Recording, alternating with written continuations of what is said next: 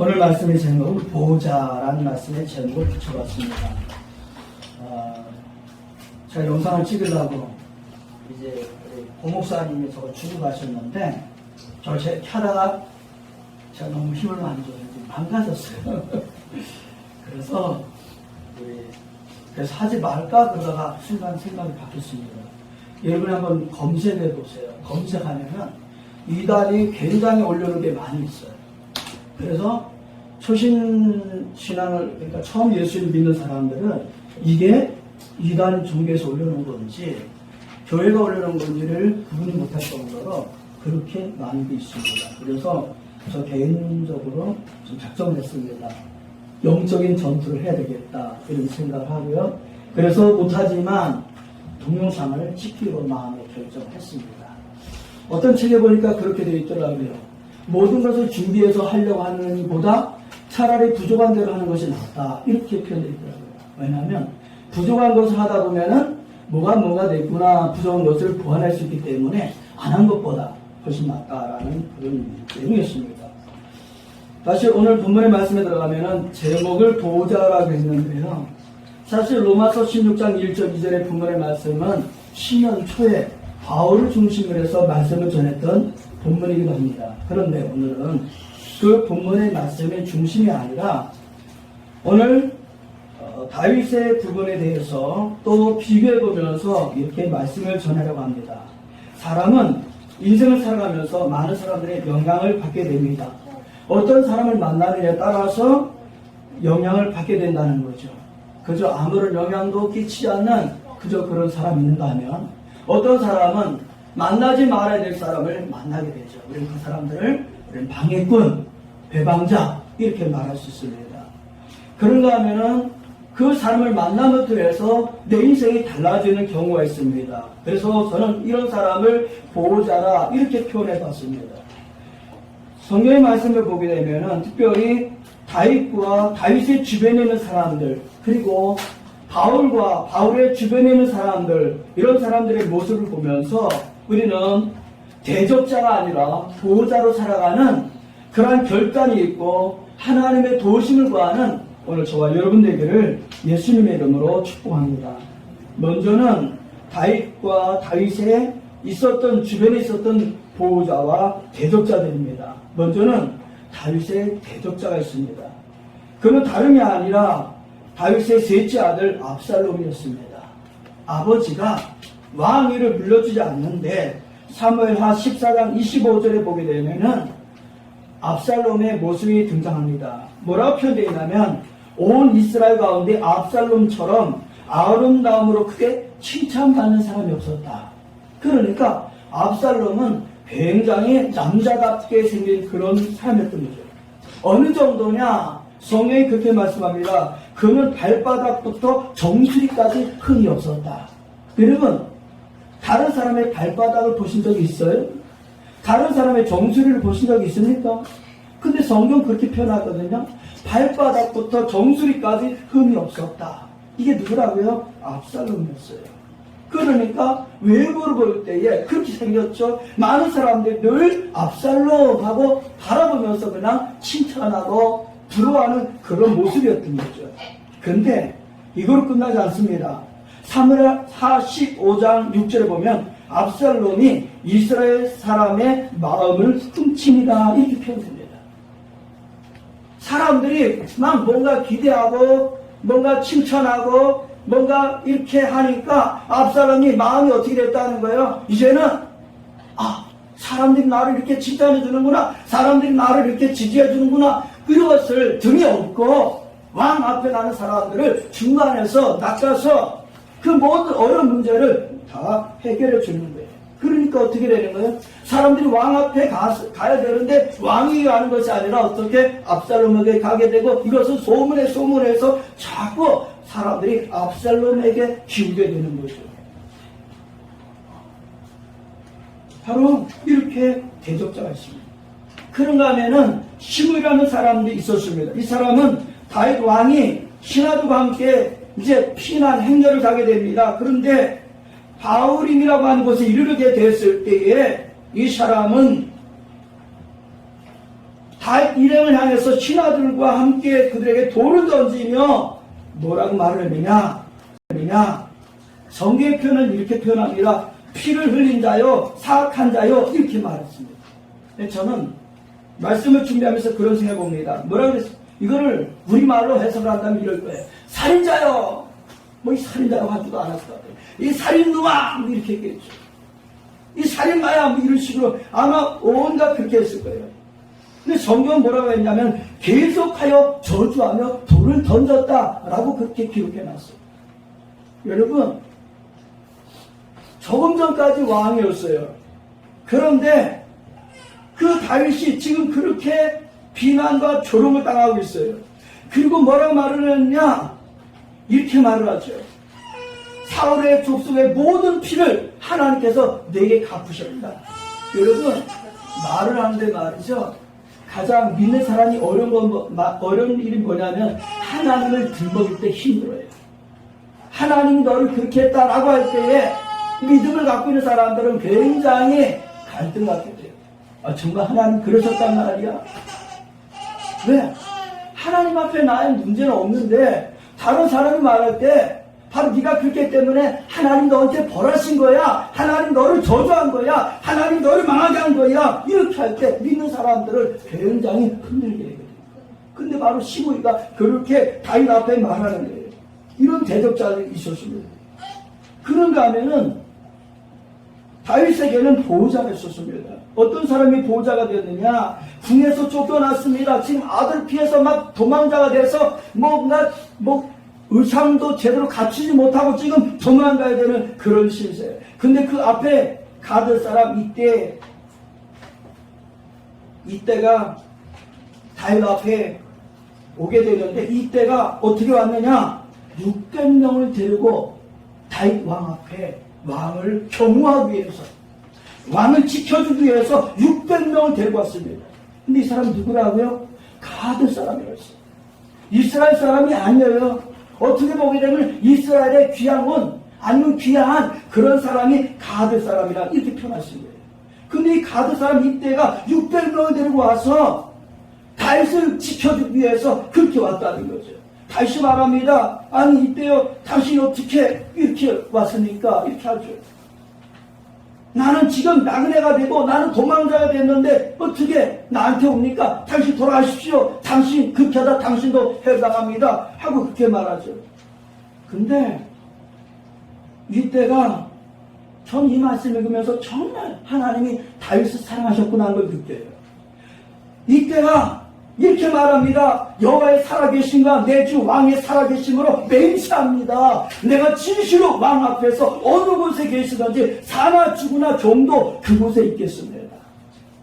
여러분 대단한 고백 아닙니까? 이때라는 사람이 다윗에게 얼마나 은혜를 입었는지 모르겠어요.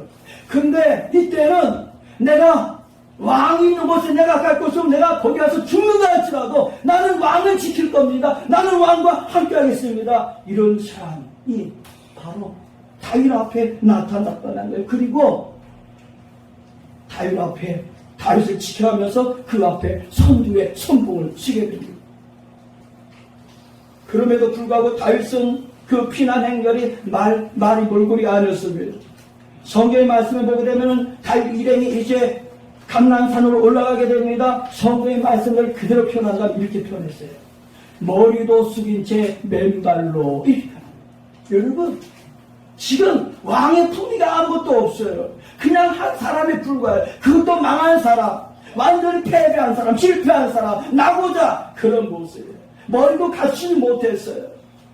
여러분 신발은 번이를 표현하거든요. 근데 신발도 없어요. 그리고 가는데 어떻게 하느냐? 울면서 갑니다. 울면서. 다윗이 울면서 갑니다. 다윗만 울면 갔나요? 거기가 함께하는 사람들도 울면서 갑니다. 그런데 그 앞에 이것도 아렉 사람 후세라고 표현되어 있어요. 이것도 이방인이에요. 어떻게 보게 돼요? 후세는 옷을 찢고 머리에 흙을 덮어쓰고 울면서 다윗을 맞이합니다. 그러자 다윗이 후세에게 말합니다. 후세여, 나와 함께 가면 당신도 해당합니다. 그러니 당신은 왕에게 돌아가시오. 그런데 후세에게 뭔가를 하나를 당부를 하죠. 당신이 압살롬이 있는 왕궁으로 돌아가게 되는데 거기서 어떤 일이 되게 되면은 다 그것을 알려주시오 라고 그를 왕궁으로 돌려보내게 되죠. 결국에는 이 후세가 다윗이 다시 성으로 돌아가는데 1등 공실에 역할하게 되는 그런 사람이 되죠. 이런 후세가 있었습니다.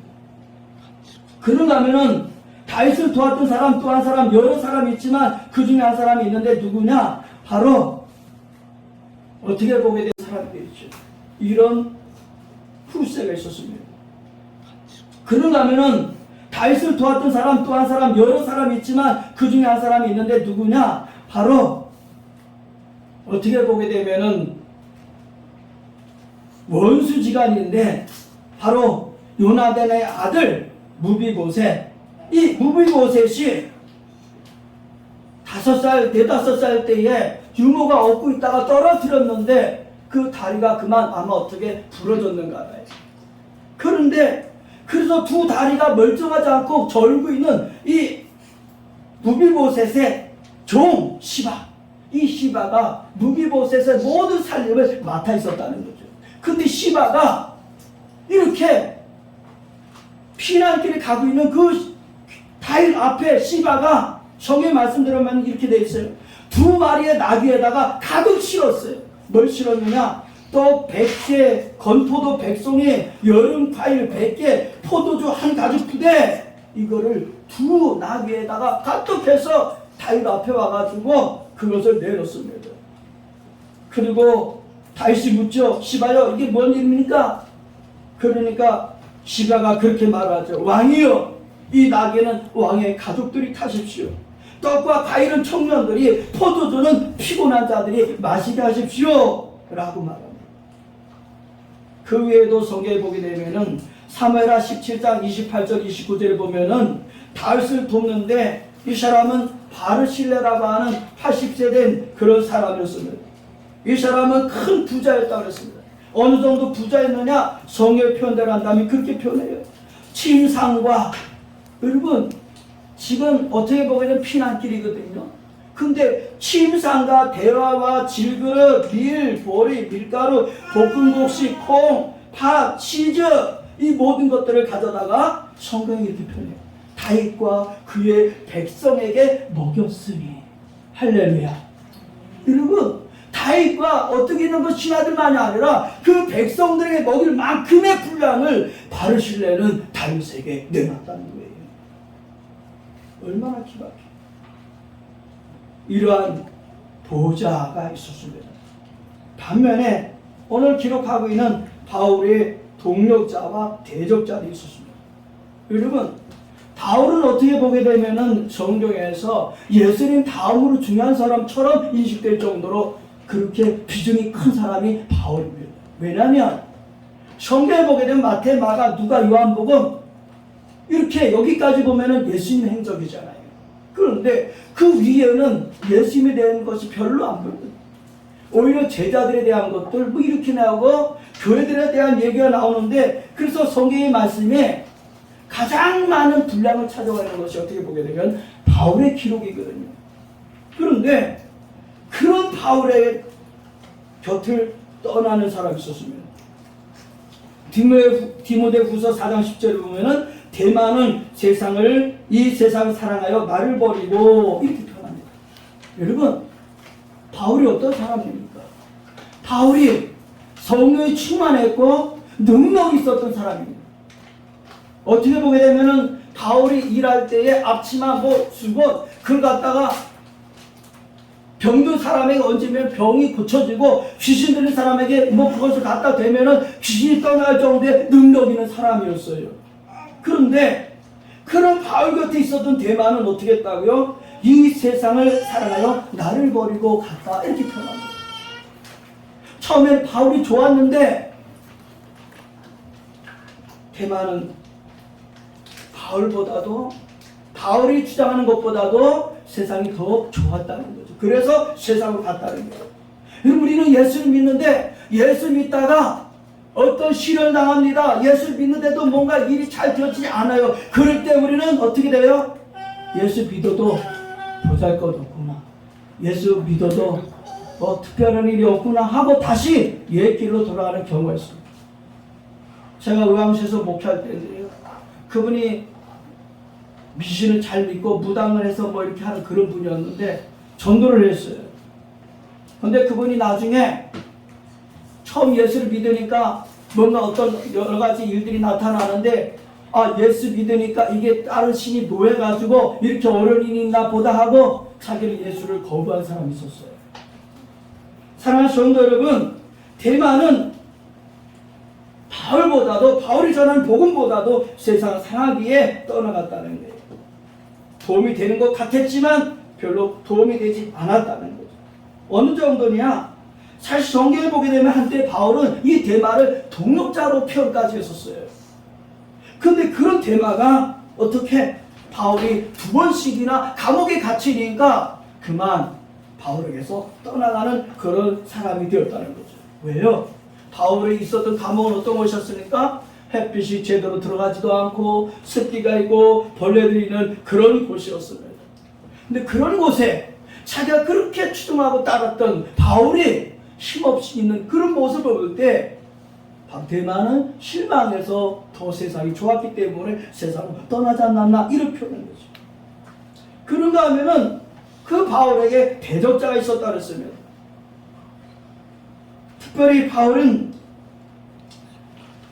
불의세공업자 알렉산더가 있었는데 이 알렉산더에게 내가 해를 많이 입었다. 그리고 어느 정도로 표현했냐면은 주님께서 그 행한 대로 그에게 갚아주시길 원한다. 여러분, 이 대단한 표현 하나요?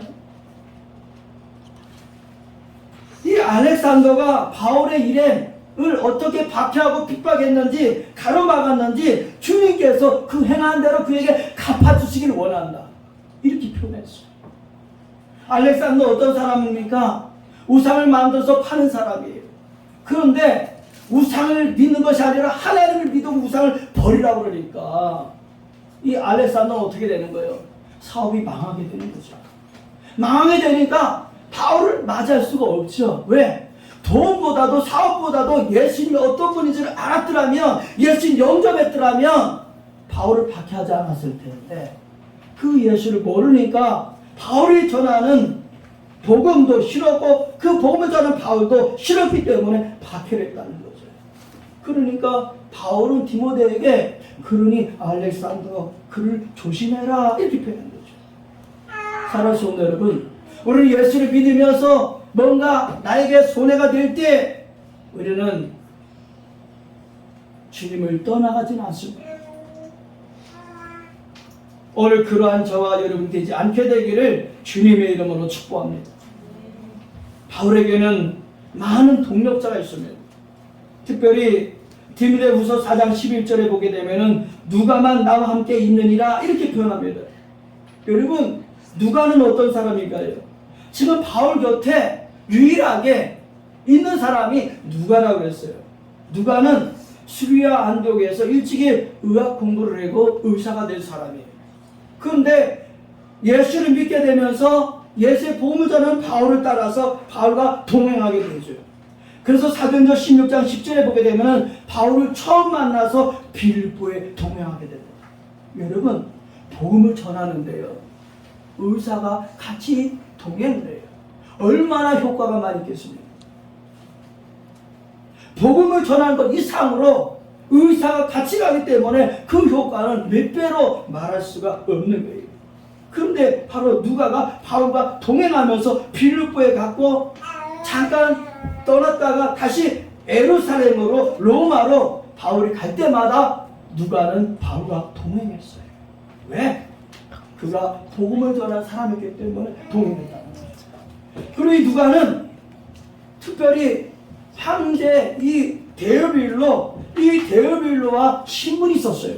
그렇기 때문에 누가복음이라고 하는 말씀을 기록하게 되고요, 사도행전을 기록해서 이 데오빌로에게 전해주는 그러한 역할까지 하게 되죠. 의사로서만이 아니라 그 말씀을 기록해서 말씀의 전도자로서 누가가 역할을 했다는 거예요. 근데 그 누가가 바울 곁에 있다. 그리고 바울에게는 또 다른 동역자가 있었습니다. 디모데후서 4장 12절에 보게 되면은 바울은 두기고는 예배소로 보내었노라 이렇게 표현합니다. 바로 두기고라는 동역자가 있었다는 거죠. 두기고는 사도행전 20장 5절에 보게 되면은 바울이 선교 여행을 떠날 때에 함께 동행했던 동역자이면서 제자가 되기도 합니다. 그런데 성경이 뭐라고 했느냐, 이 두기고를 갖다가 예배소서, 골로새서, 디모데후서, 디도서 할 때에 이렇게 4개의 서신에 두기고의 이름이 기록되어 있다는 거예요. 그리고 이 두기고가 기록된 그 내용의 결론은 뭐냐면은 공통적으로 내가 두기고를 보낸다 이렇게 표현합니다. 바울이 가야 되는데 바울이 가지 못하니까 바울이 하나님께 받은 글을 써서 이 글을 두기고를 통해서 예배소도 바로 두기고라는 동역자가 있었다는 거죠. 두기고는 사도행전 20장 5절에 보게 되면은 바울이 선교 여행을 떠날 때에 함께 동행했던 동역자이면서 제자가 되기도 합니다.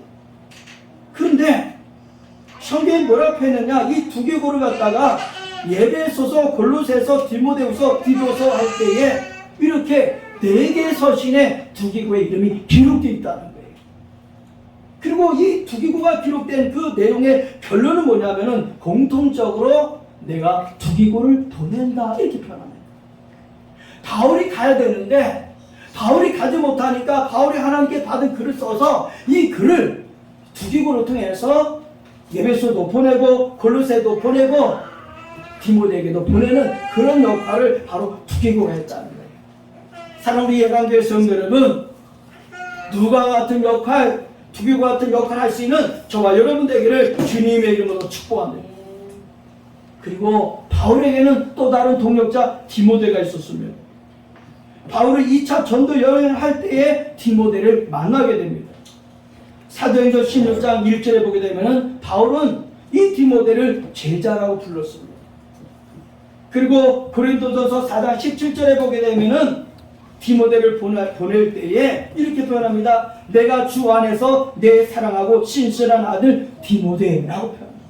다시 말하면 디모데를 하나님이 내게 주신 아들 이런 표현이 되는 거예요. 하나님이 내게 주신 아들 이런 표현. 누구라고요? 디모데. 그뿐만이 아닙니다. 고린도후서 1장 1절에 보면은 그렇게 표현했습니다. 바울과 형제 디모데라고 표현합니다. 아들이라고 표현했죠. 여기서는 내 형제라고 표현했어요. 여러분, 지금 디모데하고 바울은요, 이게 전혀 격이 맞지 않아요. 근데 바울은 그런 디모데를 내 형제라 이렇게 표현했어요. 교회 앞에. 얼마나 디모데가 바울에게 중요한 사람이었는지를 알게 한다는 거죠. 디모데후서 1장 2절에서도 역시 사랑하는 아들 디모데 이렇게 표현합니다. 사랑하는 예강교회 성도 여러분, 이렇게 하나님의 복음을 위해서 돕는 자, 동역자가 되기를 주님의 이름으로 축복합니다. 아멘. 마지막으로 세 번째는 하나님께 쓰임받는 사람입니다. 따라해보겠습니다. 하나님께 쓰임받는 사람. 할렐루야. 아멘. 하나님께 쓰임받는 사람을 보게 되면 첫째는 하나님의 섭리가 있다는 거예요. 다시 말하면 하나님의 계획이 있었다는 거죠. 사무엘상 24장에 보게 되면 다윗이 사울을 피해서 엔게디 광야 굴 속에 피해 있었습니다. 그런데 다윗은 양치기잖아요. 그러니까 어디에 굴이 있고 그 굴이 어떻게 생겼는지를 다윗은 매우 잘 알았을 거예요. 지금 사울을 피해서 어떤 굴 속에 숨었는데 마치 그 굴에 사울 왕이 와가지고 그만 거기서 뒤일을 보고 거기서 잠을 들었어요. 근데 다윗은 그 잠들어 있는 사울 왕의 성경의 말씀을 보게 되면 겉옷을 베었다고 했어요. 두 번째는 사무엘상 26장 12절에 보면은 이제는 사울의 진영에 아비새와 함께 다윗이 들어갑니다. 근데 보니까 사람들이 다 잠들어 있어요. 사울 왕 앞에 갑니다. 살금살금 가서 보니까 거기도 다 잠들어 있어요. 그리고 성경의 말씀대로 표현한다면 사울의 그 곁에서 사울의 창과 사울의 물병을 들고 그 자리에 들키지 않게 살짝 나옵니다. 다윗은 사울 왕을 2번이나 죽일 수 있는 기회가 있었지만 죽이지 않고 그대로 살려뒀다는 거예요. 다윗이 왜 그랬을까요? 어떻게 보게 되면 자기를 죽이라고 하는 원수인데요. 반드시 죽일 수도 있었는데 다윗의 마음속에서는 바로 이 마음이 있었던 거예요. 하나님께서 기름 부으신 자를 치면 죄가 된다. 하나님이 세우신 사람을 내가 치면 나는 하나님 앞에 죄를 짓는 것이다. 이 생각 때문에 사울을 죽이지 않았다는 거죠. 그리고 이제 시간이 흘러서 하나님의 법궤가 이제 예루살렘으로 오게 됩니다. 그리고 오벳에돔의 집에 머물게 됩니다. 왜? 하나님의 법궤가 오게 되는데 그만 우시아가 죽는 사건이 벌어져요. 그래서 결국엔 그 하나님의 법궤는 오벳에돔의 집에서 있게 되는데 무려 3개월 동안 있게 되면서 하나님은 오벳에돔의 집에 역사를 하시려 축복하셨다.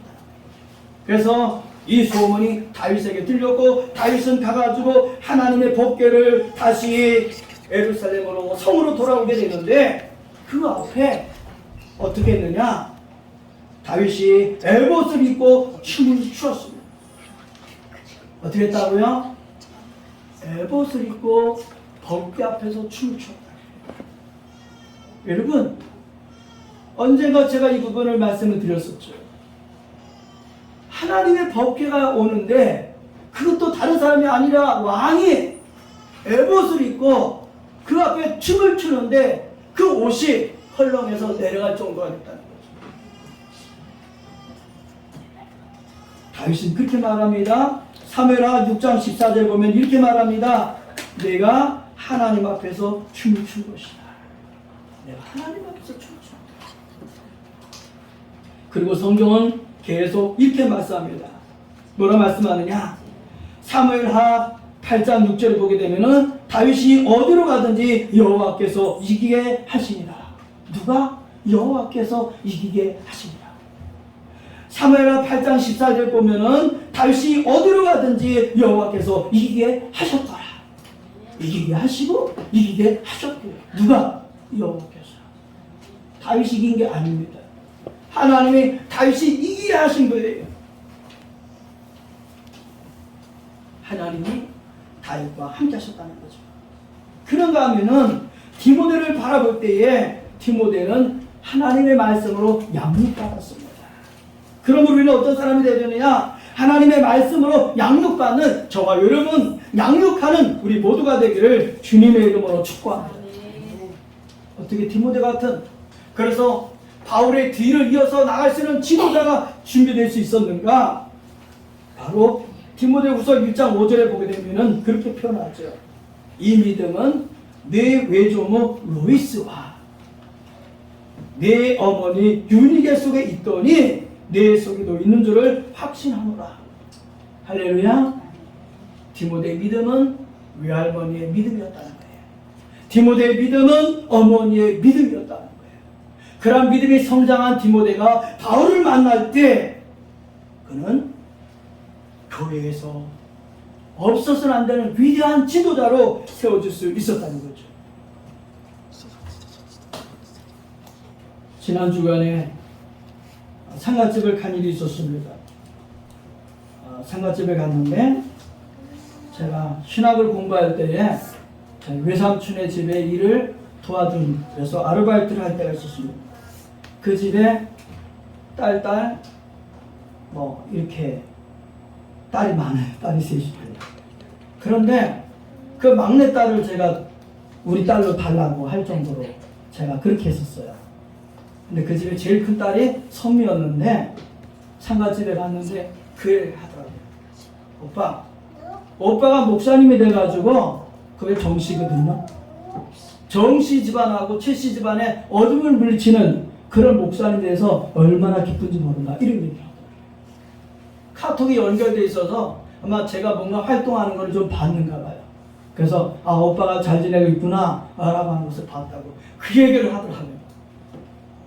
옛날에 제가 이따금씩 와가지고 하나님 얘기하고 예수님 얘기하고 하면은 뭐 그냥 흘러버렸대요. 근데 자기가 이제 예수님 믿고 이제는 교회 권사가 돼서 보니까 아 오빠 말이 옳았구나. 그래서 자기네 집안은 예수님을 다 믿어서 집안이 다 잘 되고 있다. 그런 얘기를 하더라고요. 사랑하는 성도 여러분, 하나님의 말씀으로 우리 자녀를 양육하고 하나님의 자녀로 일하는 우리 모두가 되기를, 그 하나님 앞에 쓰임받는 우리 모두가 되기를 예수님의 이름으로 축복합니다. 기도합니다.